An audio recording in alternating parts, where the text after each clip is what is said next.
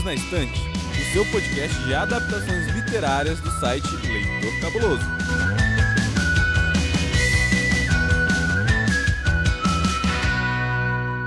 Olá, eu sou a Amanda. Oi, eu sou a Lud. E eu tô aqui com a Lud, gente, pra falar de um filme que talvez vocês não conheçam. Eu até entendo que vocês não conheçam, e a Lud já está aqui se coçando pra dizer nem conheçam, né, Lud? Mas calma, porque antes da gente começar a falar desse filme, que é Os Segredos do Passado, que tá disponível lá na HBO Max, eu também quero falar do livro, porque, gente, esse livro é incrível. Antes da gente falar disso tudo, eu quero chamar o momento do beijo.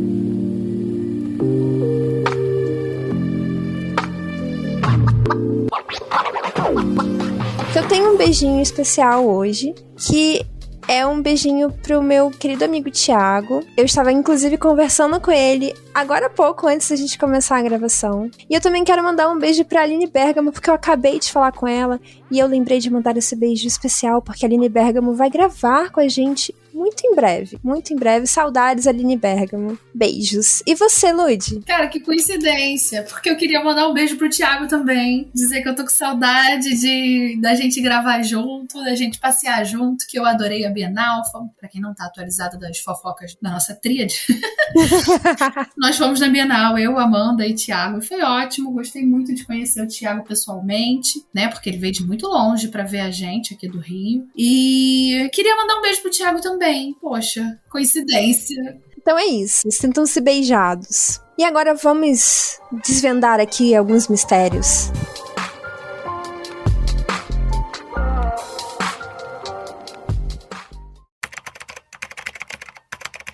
Segredos do Passado, ou The Dry, é um filme australiano de 2021 dirigido por Robert Connolly e protagonizado por Eric Bana no papel do policial federal Aaron Falk. Falk retorna à sua cidade natal, Kiwara, após 20 anos apaga o funeral do seu amigo de infância, Luke. Luke teria assassinado a esposa e o filho e depois tirado a própria vida, mas a família não aceita tal acusação. Falk passa então a investigar o crime junto à polícia local. Segredos do Passado está disponível na HBO Max.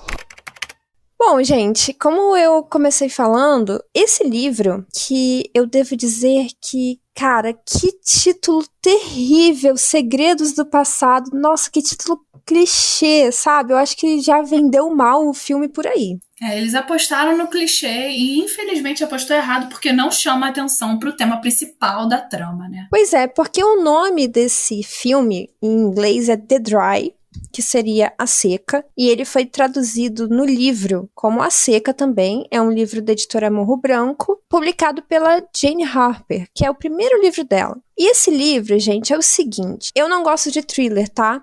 Eu já vou deixar claro, eu gosto de ser honesta, eu não gosto de thriller. Quem ama thriller é Ludmilla.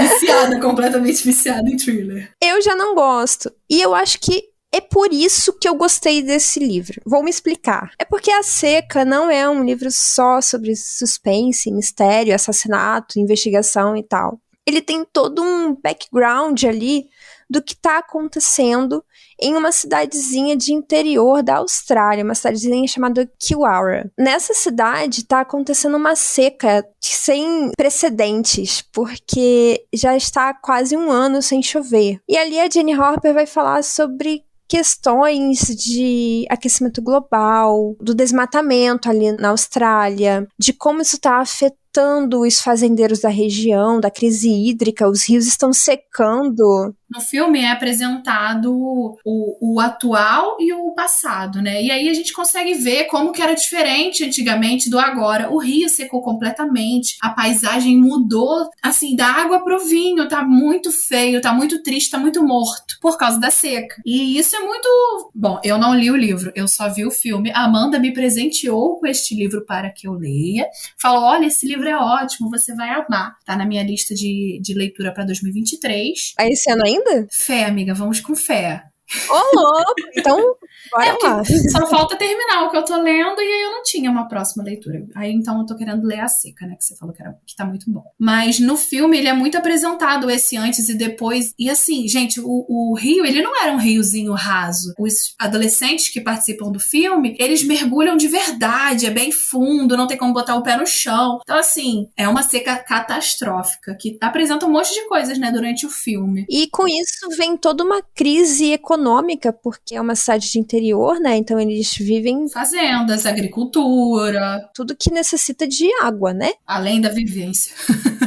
Essa cidade, então, é profundamente afetada, e eu acho que esse tema é muito importante a gente sempre voltar nele, porque mesmo voltando não adianta nada, então assim... Pois é, né, porque entramos agora no período de ebulição global, não é mais aquecimento global, não, a gente tá dentro de uma chaleira, a água está secando, o mundo está acabando, e a gente tá ficando aqui tocando o violino enquanto o barco afunda. Pois é, se mesmo avisando, assim, já rendem tão poucos frutos, a gente não pode se calar, e aí eu acho que esse é um tema muito importante no momento, e fico feliz de ler um livro que não tem uma abordagem só ali centrada naquela cena do crime e vamos descobrir o que aconteceu. E isso tudo tem um outro ponto aqui que eu quero destacar, que quem já ouve aqui o Perdidos há um tempo, sabe que eu já falei várias vezes sobre ler e assistir coisas que saem do eixo ali, Estados Unidos e Inglaterra, principalmente, né? Que são os mais famosos, mais comerciais. E esse livro, tanto o livro quanto o filme, são produções australianas. Então, eu li A Seca em 2021, não me arrependo, assim, foi uma leitura que eu achei realmente incrível, tanto que eu dei de presente pra Ludmilla, que eu sei ama thriller, eu só não contava que esta mulher já teria visto o filme, né, porque eu deveria ter contado, na verdade, né.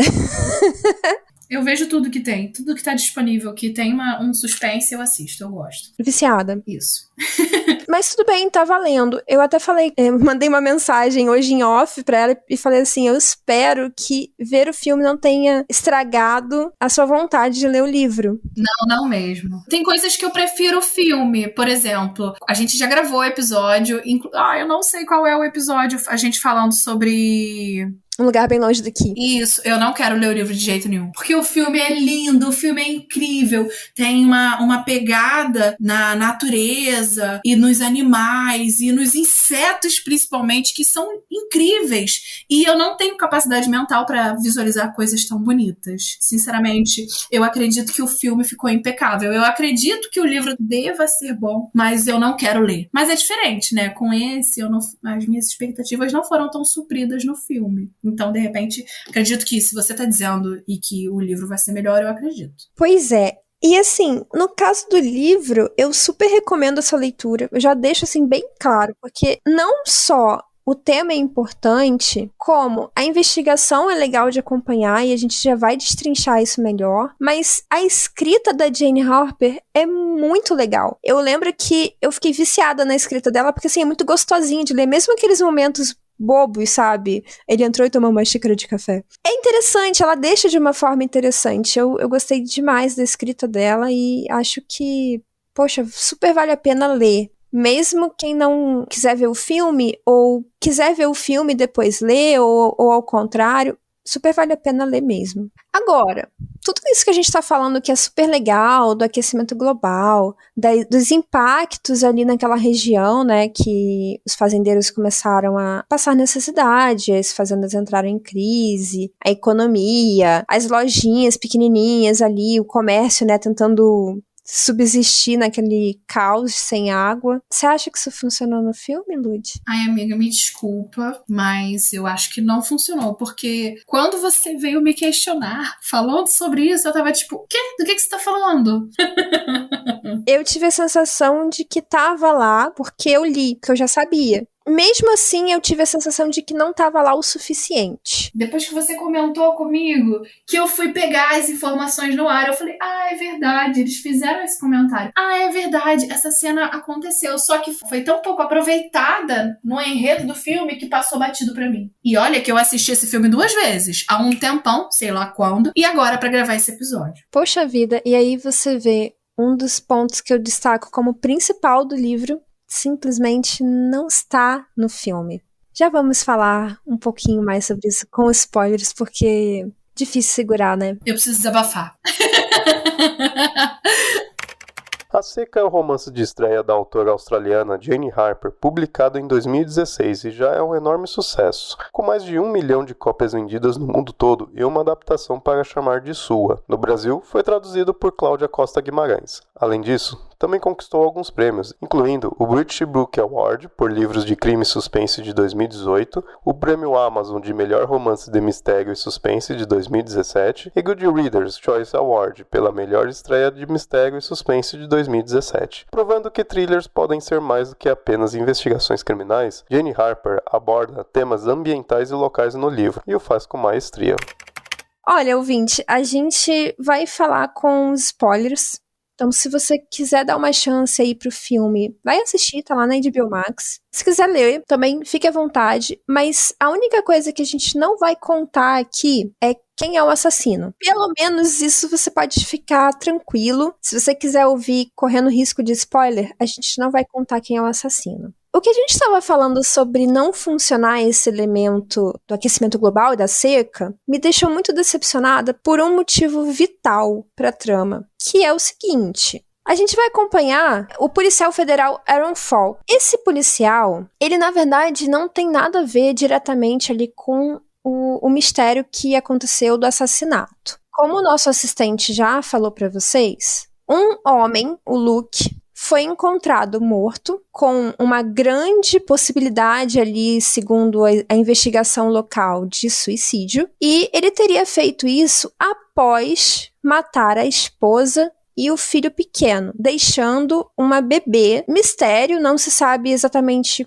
como isso aconteceu, por que isso aconteceu, e só se pressupõe mesmo que foi ele, não se imagina um outro suspeito ali naquele momento. E o Aaron Falk, na verdade, é amigo de infância do Luke. E o Aaron Falk é chamado lá do tipo, olha, seu amigo de infância morreu e eu descobri uma mentira aqui que vocês contaram no passado, você tem que vir pra cá. E aí ele vai e ele encontra, assim, a cidade dando um cancelamento pesado nele. Nossa, um super cancelamento. Na verdade, a gente assiste no filme que ele foi cancelado quando ele saiu da cidade e que ele ainda está sendo cancelado quase 20, 30 anos depois, não sei. Passou muito tempo e ele ainda tá ali rolando cancelamento, né? Cidade pequena sabe como é que é. Tanto o Falk pai, que já nem tá mais na cena ali, quanto o Falk filho. Nem pra se defender, ele tá ali, mas ele tá sendo atacado. E é bem o que a Lud falou, é cidade pequena, então tem aqueles rancores, assim, de gerações, sabe? É coisa de problema de família, sabe? Família tal que não se dá com família tal. E a gente não tem, no primeiro momento, muita informação, mas a gente vai tendo uns flashbacks do Aaron. E são nesses flashbacks que a gente acaba conhecendo como era antigamente, tudo muito abundante em relação à água e à natureza bonita e etc e tal. E as fazendas prosperando e tudo mais, né? E a gente tem esses dois mistérios. O que aconteceu no passado, nos segredos do passado? Pra ele ser tão odiado atualmente. Pra ele ser tão odiado. E o que aconteceu com o Luke, que ele, sei lá, surtou, matou a mulher e o filho. A gente acabou esquecendo de falar, né, Lud, que o Aaron Falk é protagonizado ali pelo Eric Bana. Ele é um ator australiano também, conhecido por ser bonitão e tal, galã. Eu não achei a atuação dele muito boa, não. Vi muitos elogios, inclusive, mas, ai, puxa vida, eu queria ter gostado mais. Agora, o Aaron Falk é um personagem que eu achei muito interessante no livro. Tem uma grande diferença de aparência física, porque no livro ele é albino, e isso é uma coisa bem interessante, porque ele sofre bastante com aquela questão ali da seca, do sol, e bom, o Eric Bana não é. Não é albino. Mas tudo bem, tudo muito bem. E aí tem esse caso, os ânimos muito inflamados, né, porque foi um crime aparentemente passional, uma coisa muito grotesca, muito cruel. Poxa, uma criancinha, e tem toda aquela comoção da escola. Um pai matar a própria família e depois se matar, eles ficam questionando, será que esse cara surtou? Será que ele já era surtado por causa daquela coisa que aconteceu no passado, que ninguém entende direito? Eles ficam, será que foi ele mesmo? Será que se ele tivesse sido preso há muito tempo, isso teria acontecido, né? São várias especulações ali da população, culpando o Luke, que até então era o suspeito do assassinato ali da família, e depois de ter cometido suicídio, mas a gente na verdade não sabe nem o que aconteceu agora e nem o que aconteceu no passado. Tudo que a gente descobre é só no finalzinho do filme. Só que dá-se a entender que o Luke, esse sujeito que teria matado a própria família, já não era um cara muito bem visto na sociedade ali, né? Eu particularmente detesto o personagem dele. O Luke adulto não aparece no filme, mas aparece o eu dele adolescente saindo ali, indo pra maioridade. E ele é totalmente babaca, ele é um cara, assim, desnecessário, o boy lixo total. Então, assim... Boy lixo, mimado. Já deu o ranço dele lá no início. Que tem umas brincadeiras desnecessárias, umas... Inclusive, você vê que tem uma relação bem tóxica de amizade com o próprio Aaron, porque o Aaron já é de uma família não com tantas posses. No filme não é muito explorado isso, mas o Aaron é órfão de mãe, então ele é criado pelo pai, assim, eles vivem... E o pai era investigador também, ele segue a carreira do pai, e a personalidade dele é uma personalidade mais passiva, é aquela coisa, né, as pessoas passivas ficam próximas de gente muito ativas, e aí tem aquela relação de amizade meio tóxica, né, porque ele não gostava das atitudes do Luke, dava pra ver que o eu adolescente dele ficava incomodado, mas ele fazia o quê? Nada. Por quê? Porque ele era amigo do popular. E era aquilo, né? Tipo, ele é assim mesmo. Deixa ele. Ele é assim mesmo. Talvez aquele deslumbramento adolescente pelo amigo que é descolado, tanto que em determinado momento ali, que tem aquele grupo de jovens, são 2 meninos e 2 meninas. Até uma delas comenta, nossa, vocês ficam, sabe, o tempo todo bajulando o Luke. E o Falk fica meio reflexivo. Assim, a gente não sabe a realidade dele porque no filme não é bem explorado, né? Mas, de repente, ele não tinha outros amigos, de repente, aquilo era o melhor que ele tinha, e olha só que merda, né? Pois é, e aí uma dessas adolescentes era uma menina um pouco mais deslocada, né, Lud? Um pouco mais problemática, talvez. Eu não diria problemática, eu diria que ela pensava por si e não como a massa. Problemática no contexto dela. Sim. Ela tinha problemas pessoais bem fortes. Sim, e eles não sabiam direito o que estava acontecendo, porque ela era uma menina muito fechada, e era uma menina muito próxima do Falk. E é sobre ela esse mistério do passado, porque ela foi encontrada morta no Rio, lá há 20 anos. E o Falk foi acusado injustamente. Injustamente eu digo aqui pela sensação do personagem, né? A gente vai descobrindo ao longo da trama o que aconteceu. Também não vou falar quem foi o assassino da Ellie, mas ele foi acusado porque encontraram um bilhetinho dele pra ela, me encontre no Rio. Eles estavam vivendo um romancezinho, e aí ele falou, poxa, vamos mais tarde pro cinema. Não, vamos pro Rio. Aí ele manda um bilhetinho assim pra ela dá um joinha pra ele sai, vai lá pro Rio, cadê ela? Não sabe. Aí ele vai embora. E aí, gente, no mesmo dia, ela é encontrada morta. É claro que todo mundo ia suspeitar dele. Mas o nosso personagem, ele se apresenta como se ele não soubesse. Ele não fazia ideia, que ele ficou muito abalado. Só que, gente, o hate é tão forte nele, mas tão forte nele, que o pai dele resolve tirar ele da cidade e eles vão morar em outro lugar. Eles vão morar em Melbourne, no caso, que é uma das capitais da Austrália, né? Pois é, e é por isso que ele sai da cidade e ele volta depois de muito tempo. Vocês estão entendendo agora o contexto da história? É muito forte o hate que ele sofre. E assim, é claro, né, que, gente, tem um monte de crime que acontece e a gente não sabe quem é o culpado de verdade. Mas ali faltou prova de que foi ele que matou. No livro, inclusive, isso é muito melhor explorado. No livro, a Jenny Harper vai construindo esse mistério e te dando pistas para que você consiga construir tudo isso na sua cabeça. Então, quando o assassino é revelado, não é um choque do tipo, não. Você tem ali, sabe, eu não tinha certeza, mas bem que podia ser mesmo, eu que não vi. Isso é legal. Agora, é aí que eu queria chegar, sabe? Porque quando eu vi essa resolução no filme, eu fiquei, não. Foi assim fácil. Porque, nossa, é muito fácil. É muito tosco. É muito... Puxa, de onde isso saiu? Olá pessoal, aqui é Carol Vidal e tô passando para convidar vocês para o lançamento aqui em Salvador do livro Ânima, Ameaça Virtual, que escrevi em parceria com Mariana Madelin e Ricardo Santos e que está saindo pela editora Avec. Essa é uma ficção científica que se passa em Salvador no futuro próximo e que vai trazer vários assuntos bem atuais, como por exemplo a nossa relação com a tecnologia. E é a partir do desaparecimento da criadora de um metaverso 100% brasileiro que os 3 protagonistas da história embarcam numa trama cheia de mistérios, aventura, humor e muito sotaque baiano. Você gosta desse tipo de história? Então aparece lá no nosso encontro em Salvador, que vai ser no dia 10 de novembro, às 18 horas, no quadrilátero da Biblioteca Central, nos Barris. Lá a gente vai bater um papo sobre o livro, vai vender os exemplares e, claro, vai ter um momento de autógrafos. Espero vocês lá, hein? Um abraço! Eu quero fazer um comentário que a gente não fez, falando sobre o coisa principal.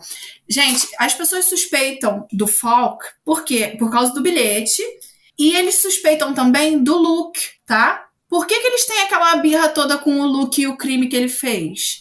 Porque o Falk, ele mente dizendo que ele tava com o Luke, caçando coelhos, quando a Ellie morreu, só que ele não tava com o Luke.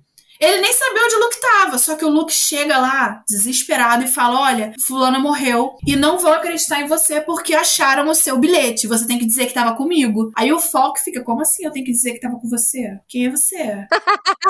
É isso mesmo, é essa referência. Quem é você? Ai, meu Deus. Essa daí fica pra quem entendeu, entendedores. Quem pegou, pegou. Quem não pegou, sinto muito. E aí, assim, o próprio Falk suspeita do Luke. Aí o Falk fica preocupado com o álibi dele e do Luke, porque se ele mentir, o álibi é do Luke também. Vocês estão entendendo aonde a gente suspeita das coisas? Assim, achei essa reação do Luke muito estranha. Muito, muito estranha. A própria cidade já encarava as atitudes dele como inadequadas, um garoto mimado, né, como a gente falou, boy lixo, meio abusado. E cidade pequena, né, novamente. Por que isso é tão importante? Porque quem mora em cidade pequena, se você fizer um negocinho em um lugar da cidade, a cidade inteira vai saber e vai aumentar, e cada um vai contar de um jeito, e você não vai conseguir se livrar daquilo. A situação vai escalando numa proporção que foge do controle total. E é aquilo, todo mundo vê tudo, sabe? Todo mundo viu e ainda vão falar pior, tá? Então assim, meu conselho pra quem mora em cidade pequena é pra causar e é pra causar mesmo, causa muito, que aí as pessoas vão estar pelo menos falando a verdade. E aí o que acontece é que vão comentando sobre aquilo e quando você percebe, na verdade todo mundo mentiu. E aí tava todo mundo fingindo que a mentira do outro não era uma mentira porque também tava mentindo, entendeu?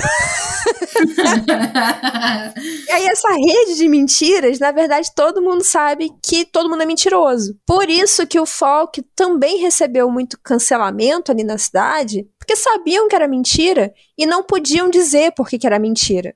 Enfim, tudo isso gera uma carga emocional que eu gostaria que tivesse sido mais aprofundada no filme, porque não é uma simples investigação criminal. O Falk nem é um policial militar ou civil ou alguma coisa do tipo. Ele é um policial que lida com fraudes. Ele é um policial federal, ele é cara de escritório. Ele tá ali fazendo favor, porque a princípio ele só queria dar uma olhada na contabilidade da fazenda. É por isso que eu disse, Lud, a princípio ele pensa que a seca é sim um ponto importante nesse plot todo. Porque a família do Luke chama o Falk e fala assim, dá uma olhada nos livros de contabilidade, porque a gente acha que ele tava devendo a alguém que se vingou. E aí mataram ele por causa de dinheiro. É a impressão que você tem do livro, mas não foi o que o filme passou. E eu entendo isso só conversando com você. É claro que pra mim, isso já estava muito claro. É a seca,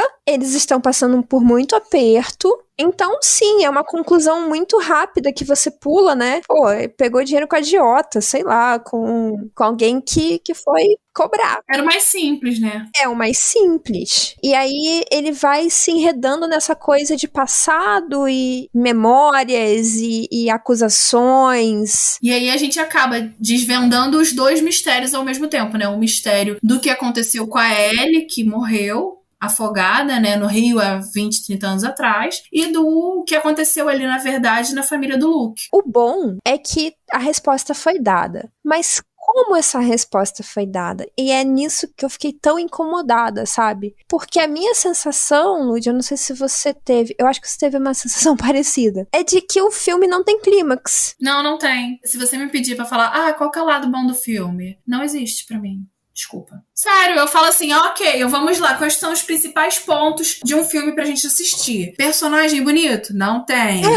Trilha sonora boa? Não tem. Imagens bonitas? Eu acho muito pobre. Eu acho que é só nos flashbacks. Não, eu achei bonito. Mesmo a parte desértica, eu achei bem filmado. É bem filmado, mas não é uma coisa que você vai assistir pra, nossa, que lindo, não tem. Aí assim, qual que é o último caso de, se não tem nada de bom, aí você vai falar, pô, o clímax da história deve ser incrível pra você poder assistir essa merda. Não, é uma bosta. É tudo ruim. Não tem clímax. A história é toda morna. Gente, desculpa, eu tive que assistir. Lembra que eu falei que eu assisti de novo? Então, eu assisti 2 vezes esse de novo, porque eu dormi no meio de tão chato. Eu assisti em 3 parcelas. Fiz um carnê. Pra vocês verem, gente, desculpa.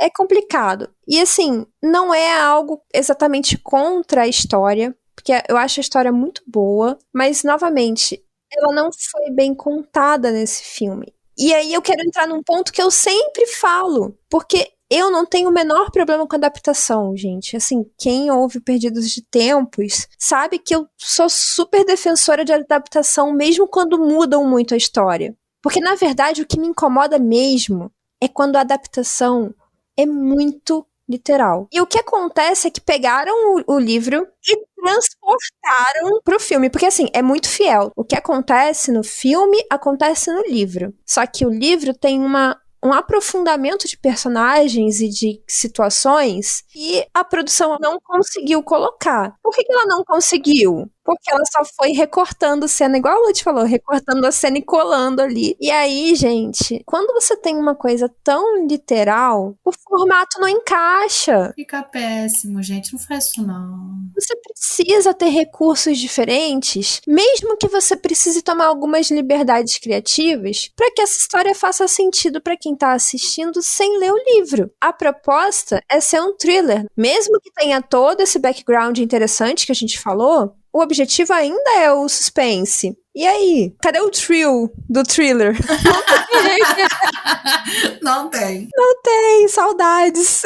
Ficou com Deus. Eu lamento muito, porque assim, quando eu vi o filme, na verdade, quando eu vi que tinha filme, eu fiquei empolgada. E eu vi, assim, reviews ótimas. Amanda veio pra mim e falou, amiga, quer gravar episódio tal, sobre filme tal comigo? Eu falei, claro, qual que é o filme? Ela falou, esse aqui, toma o trailer. Aí eu assisti o trailer e falei, oxe, eu já vi esse filme. Ela falou, e aí, o que você achou? Eu falei, amiga, se eu não tenho nenhum comentário bom, eu acho que foi uma bosta, mas eu vou assistir de novo pra ver se eu lembro. Aí eu assisti e falei, realmente, tá ruim. Ele não é nem uma situação, assim, de, ai, nossa, eu odiei. E aí você, né, cita um monte de pontos. Não é isso, não. É pior. Ele é bem torrada murcha, sabe? Exatamente. E aí a gente não consegue nem defender e nem atacar tanto. E sabe qual vai ser o pior? O pior é que a gente não vai contar quem matou a família do Luke e quem matou a Ellie. Vocês vão ter que ver. Ou ler o livro, né? Eu recomendo que vocês leiam. Eu não vou contar porque eu não quero estragar essa revelação, porque eu acho que esse livro merece ser lido, mesmo por quem não gosta muito de thriller, como foi o meu caso. Porque, putz, ele foi, assim, diferente de todos os thrillers que eu já li até hoje. Eu acho que a pegada deve ser um pouco mais leve. Deve ser um contexto histórico. É porque eu não li, né? Novamente. Um contexto histórico falando do aquecimento global e dos problemas da cidade. E um pouco de suspense pra você não ficar perdido na história. Tem uma carga emocional muito grande. É um drama. Poxa, o Falk tá sofrendo pra caramba porque ele não consegue se conformar que o amigo de infância fez aquilo. E aí surgem aquelas dúvidas, mas meu Deus, será que ele fez isso com a Ellie? Gera essa culpa nele de, puxa, eu ajudei o Luke a mentir sobre a Ellie, será que foi ele que matou a Ellie? Será que eu sou culpado, assim, por tabelas, né? Por ter acobertado isso? Ele fica muito na dúvida. Então, assim, no livro isso é muito explorado e você vive esse drama do personagem. Isso vai te envolvendo, porque você quer entender melhor o personagem, sabe? Ele é um personagem interessante. Por isso que eu dei uma criticada ali na atuação, porque eu não consegui sentir isso. Cara, quando ele pega, no final, o diário da Ellie, ele entende algumas coisas ali sobre a Ellie que eu não posso falar porque ia revelar demais. Mas, gente, quando ele pega o diário, aí ele lê, né, aquela típica cena, lê em voz alta, né? Aí ele fecha o diário, bota a mãozinha no olho e chora. Do nada, ele não tava chorando, ele não tava emocionado. Ele simplesmente... Eu falei, ai não, gente, que isso, que feio. O comentário que eu tenho a fazer sobre essa cena é, gente, ele encontra um negócio que vai desvendar todos os mistérios. E simplesmente aquele negócio estava ali há 20 anos. Esperando ele ali, aquela mochilinha com todas as respostas das dúvidas dele, estava ali há 20 anos. Teve investigação, teve procura, teve isso, teve aquilo, passou e estava ali. Mas só ele conhecia aquele esconderijo. Era o esconderijo que ele flertava com ela. Gente, não, assim, muito ruim, né? Poxa. Só que, cara, é esse tipo de coisa, sabe? Essa emoção forçada, essa coisa meio... Puxa, é isso Faltou, mesmo? Né? Faltou ali um pouquinho de bom senso. De bom senso. É isso, ouvinte, a gente não quer, assim, dar hate, até porque não tem muito no que dar hate, é totalmente...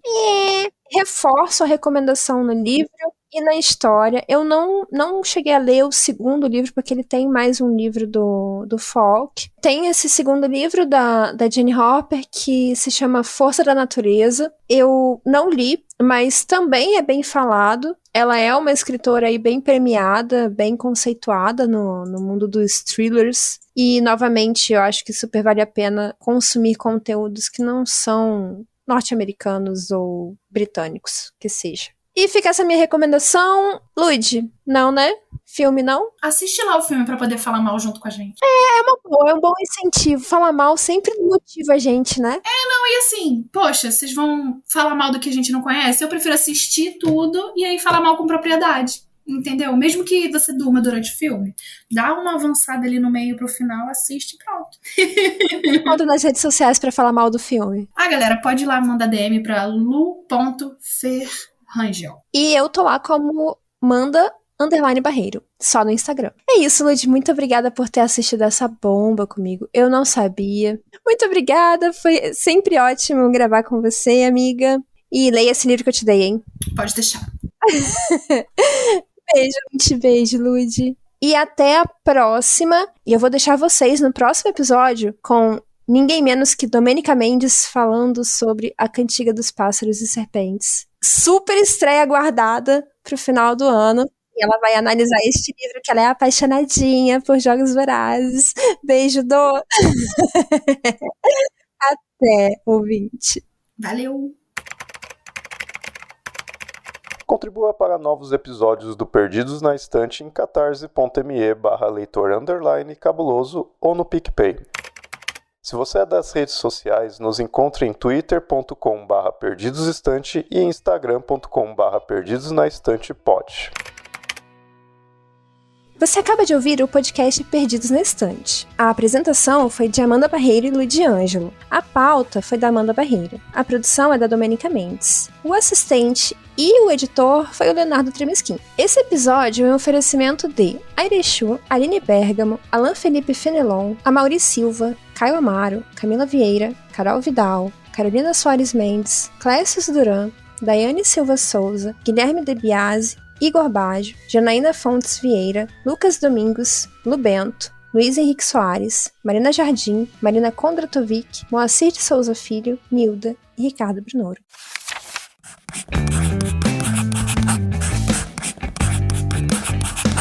Esse podcast faz parte do site Leitor Cabuloso. Conheça nossos conteúdos em www.leitorcabuloso.com.br.